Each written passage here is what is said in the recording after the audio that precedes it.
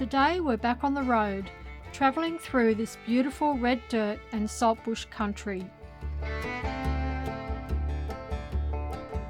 Heading towards a little outback town that most people pass by without a second thought. Eyre Knob, once a town full of life, built on mining, now quiet, almost frozen in time. So we thought we'd stop here, take a good look around and uncover its story.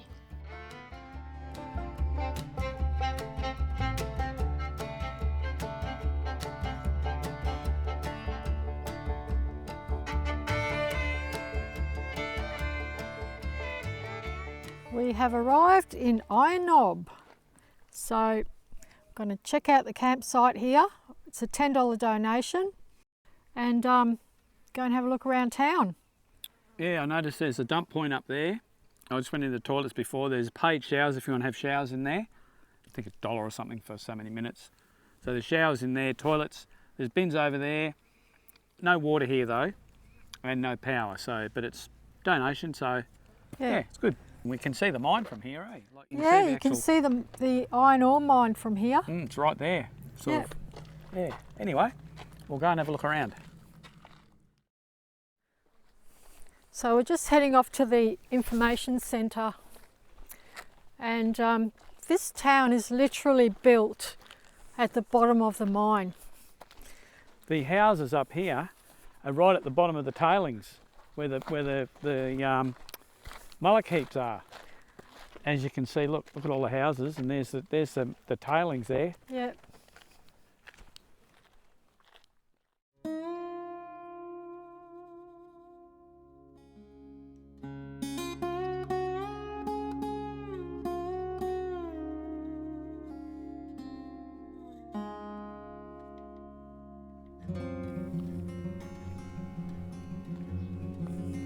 As we started walking around Eyre Knob, it didn't take long to notice something. This wasn't just a quiet town, it felt like a place that had changed over time.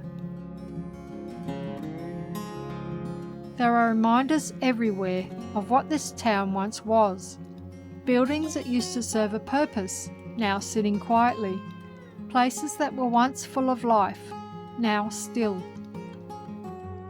At its peak, the mine supported everything.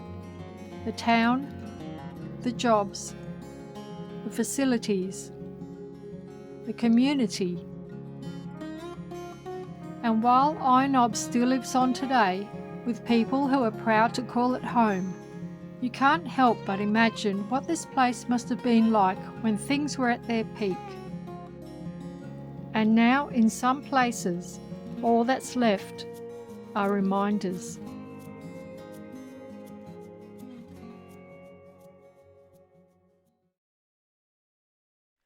Right, so we've been quite a while in the information centre here at Eyre Knob, talking to probably the volunteers in there.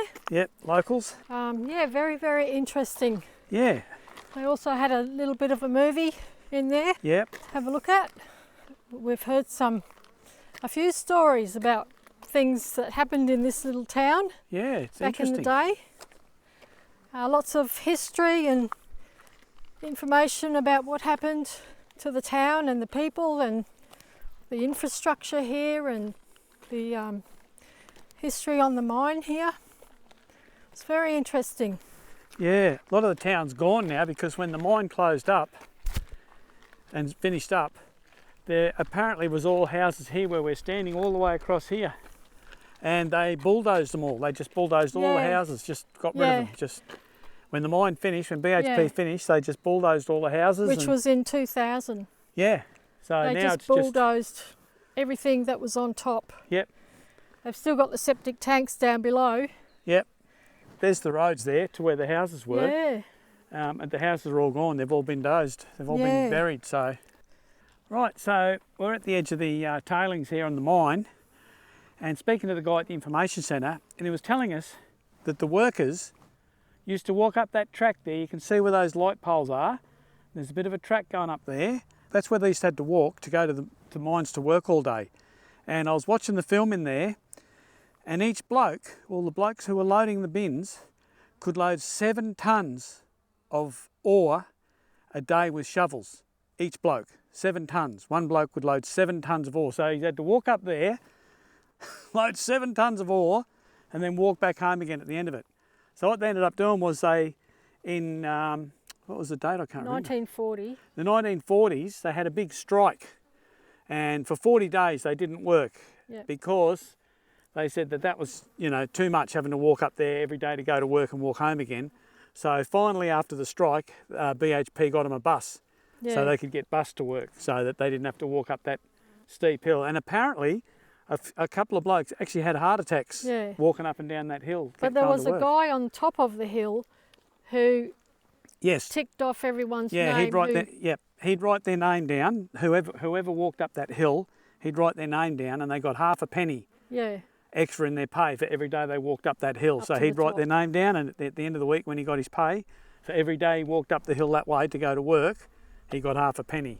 So extra in his pay. So it's interesting history, like really. Well, it's fascinating talking to the locals, because once you start asking them, they have got story after story. Oh yeah, he had stories, all sorts of interesting things that happened. So fantastic. Yeah, like you wouldn't even know there was houses here, but this was all houses all the way along here, which is the road that Dina just videoed is just running down along there, and they're all gone. They just dozed them all.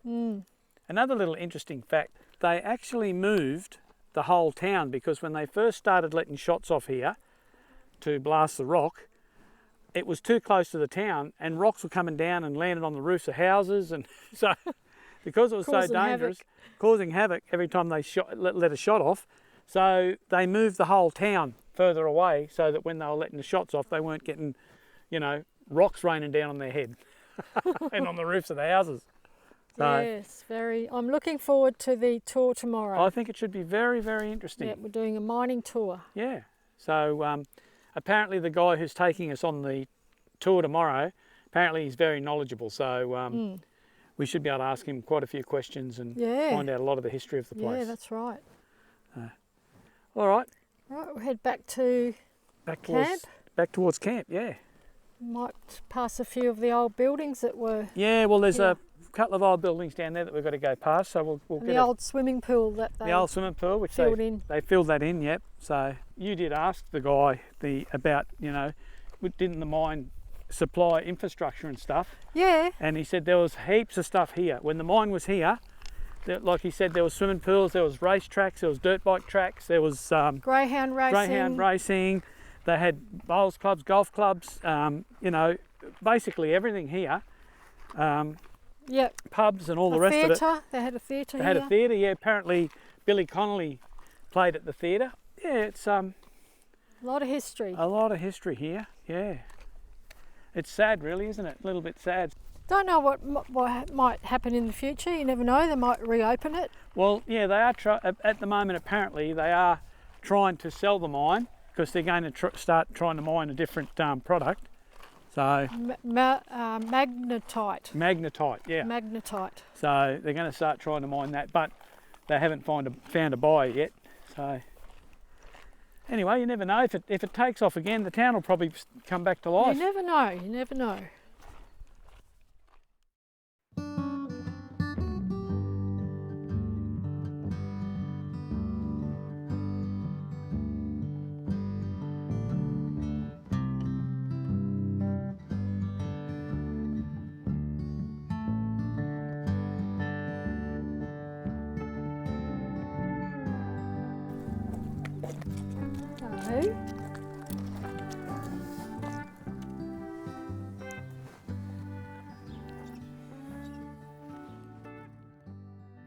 So the old football field, there's not much of it left now, just the goalposts. Salt bush growing in the middle of the field. You wouldn't want to get tackled into that, wouldn't be nice.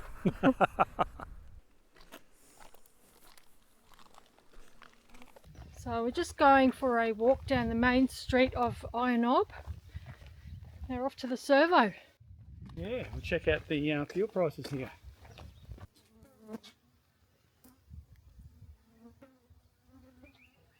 Well, folks, we are here at the Iron Knob fuel station. And if you're travelling along the Eyre Highway and you're thinking I might just stop at on the way through at Iron Knob and get fuel, I don't think you should. This is it. This is the fuel station. She hasn't been going for a long time.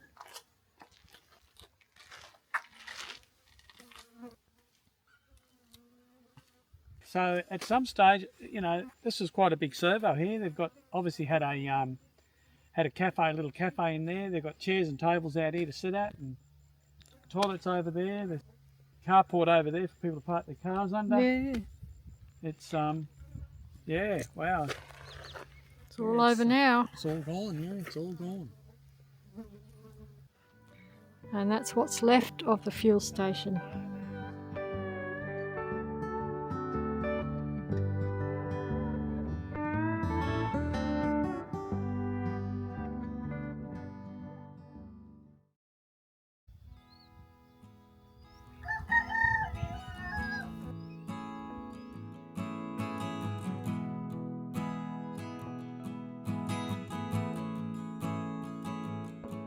To really understand Iron Knob, you have to look beyond the town itself, because everything here began with the mine.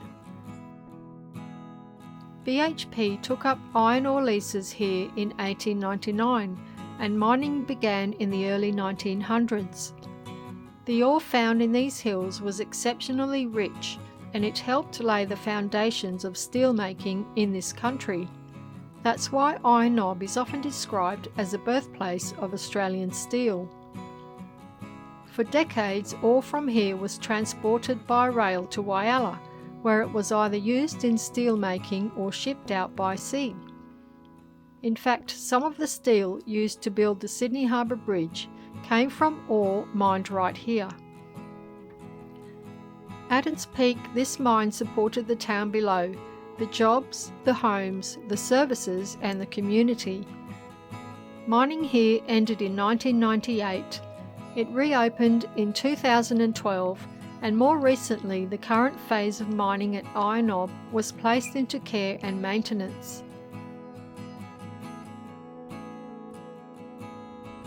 But even now, stockpiled ore is still making its way to Whyalla by rail.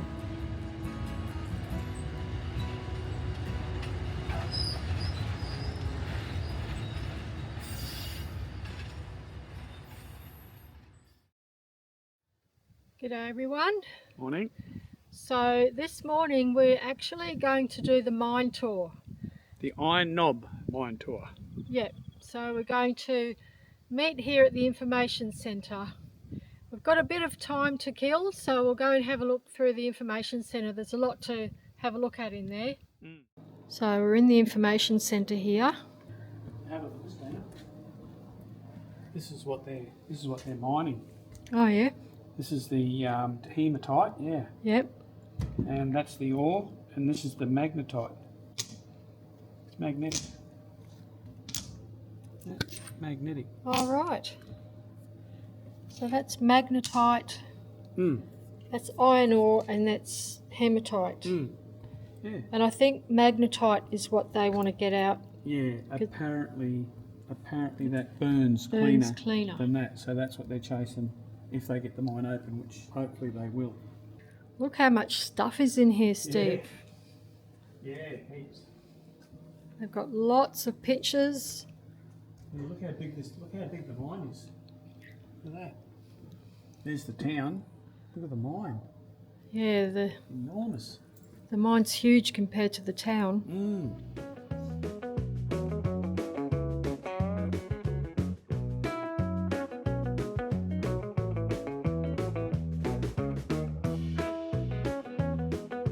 Here you go, Steve. This will interest you. A drill bit sharpener. It's a grinder, honey. Oh, well, that's what it says on the thingy. Yeah, well. A drill bit sharpener. Yeah. Yeah, which is basically, yeah, well, that's what they used it for. It's an Eyre one, which is interesting. Run by Eyre.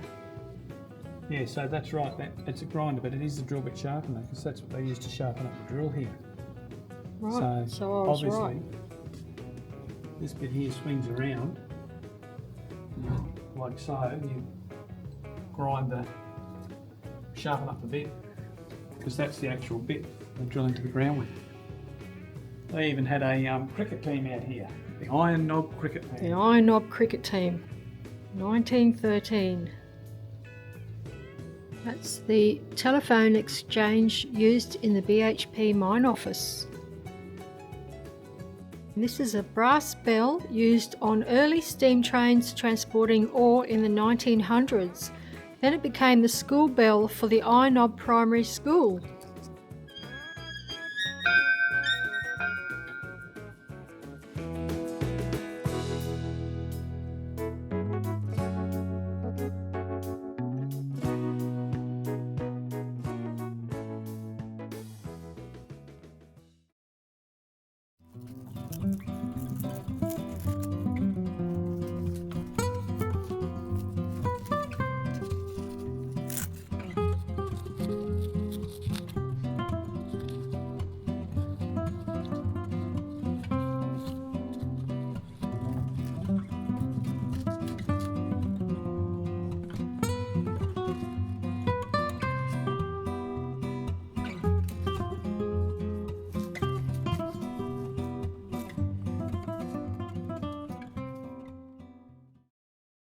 Okay, so we're about to hop in the bus for the Eyre Knob mining tour. Yep. And this is Don, our guide.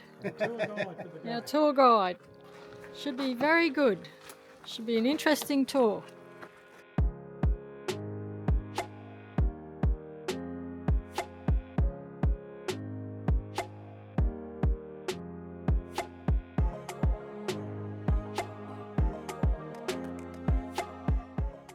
So this is where the old caravan park used to be. There's the old power boxes.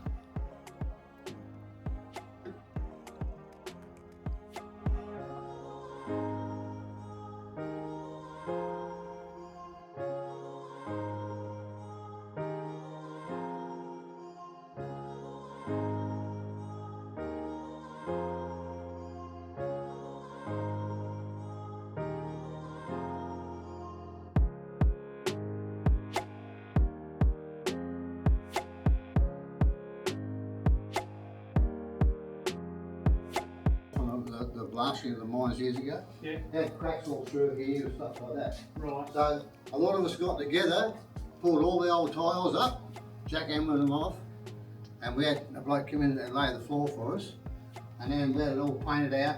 A tiler come in and done all the tiling for us. Yeah.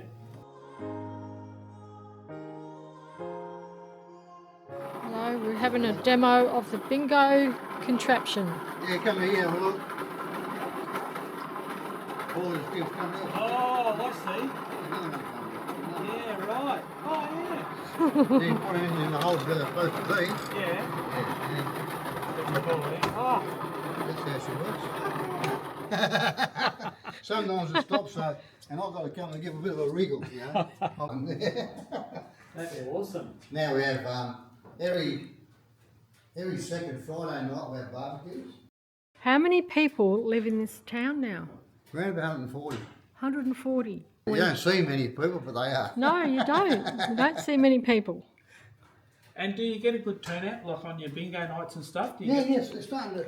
Yeah, we get to say 18 and 19 people or something like that. Oh, that's all Which right. is not bad That's for here. decent, yeah. And we're trying to get more, you know, trying to get more. Yeah. Yeah, mate, that's, yeah. Well, not bad. Hang on, let me have a look. Not far from the centre. Not too bad for an amateur.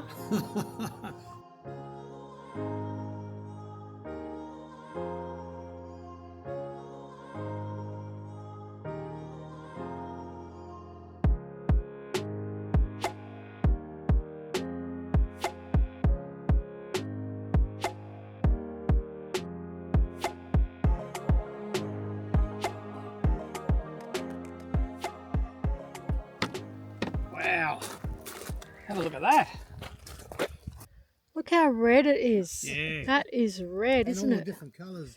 When Yeah. it's raining, it's really, really pretty. Yeah. It's quite beautiful. So, this is where the town originally was when they started mining, but they had to move it because when they were letting shots off here, blasting, the rocks were going down and hitting the roofs and smashing things. Yeah. So they moved the whole town from down here to over there. So Yeah. out of the way of where the shot blasts and the stones were falling.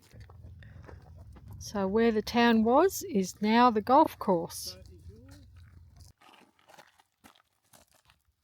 Oh, that's pretty heavy. That's heavy. It is, isn't it? You can do some good muscle work. with Curls, this. honey, Like, curls. That is really heavy. It's heavy, isn't it? Whoa, And even this small one, that's heavy. Yeah.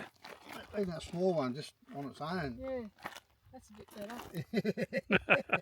Shot put. Yeah. Beautiful. Yeah, wow. Heavy. Yeah, that's Yeah. like steel. It is. Right down there is Eyre Knob.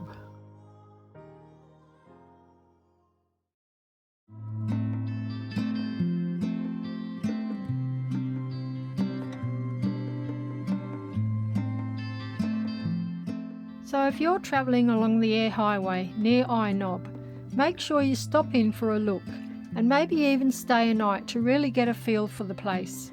Go on the mine tour, have a drink at the bowlsy or the golf club, check out the information centre and have a chat to one of the local nobbies because they've always got a story or two to tell.